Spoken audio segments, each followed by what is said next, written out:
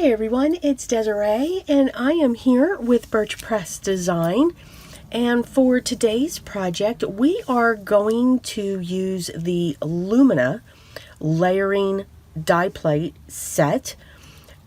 This is a beautiful plate set, and what's great with this, it covers an entire panel, but this piece here can be separate.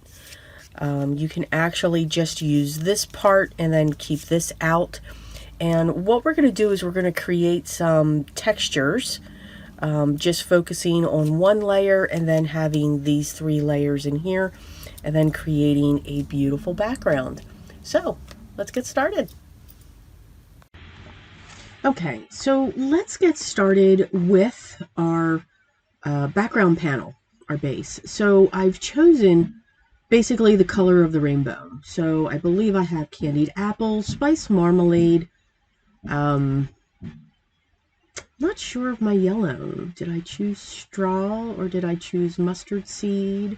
Oh, nope, squeeze lemonade. Mowed lawn, broken china, and then wilted violet. So very bright, vibrant. I usually don't choose these for the rainbow. I am also not worried about what this blend is looking like. I'm only worried about that I don't want it all over my fingers. So that's why I'm using that little tiny card there, and I'm kind of not even staying on that. I'm using, as you can see, my Distress Oxides, and I'm also using my makeup brushes.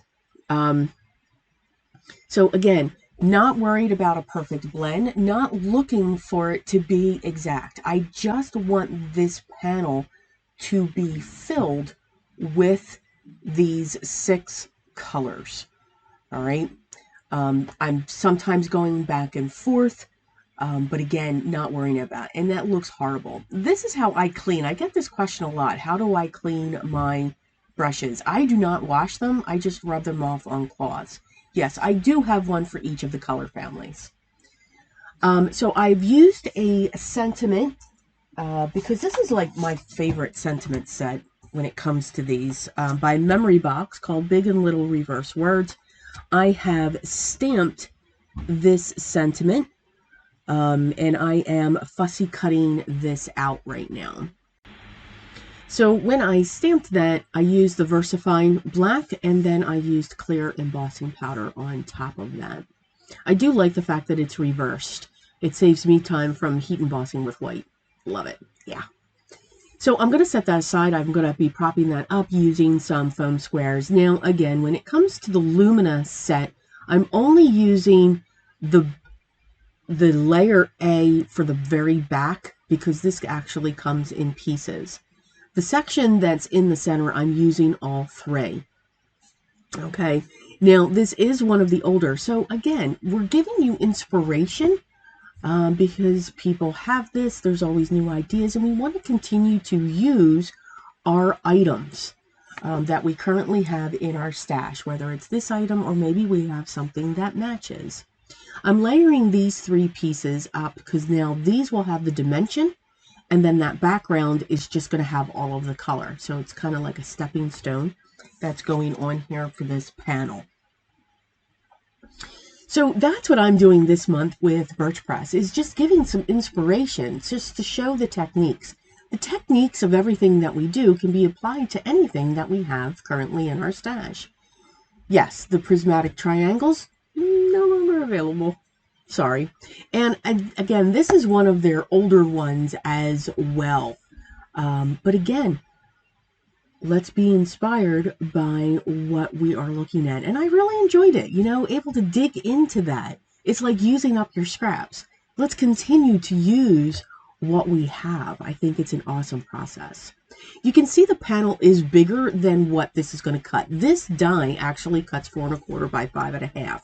So I'm placing down the whole background first, and then I'm going to inset this center piece. It's great that that center piece is separate. You can cut it out of different cardstocks and get a really different look. What I also love is some of these dies work very well on their own, just like the layer A. You don't have to have the other ones to layer. I'm going to trim around this panel with my scissors, just cutting up to the edge so that this will now be a 4 1/4 by 5 1/2 card panel. So that will be placed onto my standard A2 size card base, which has the same measurements.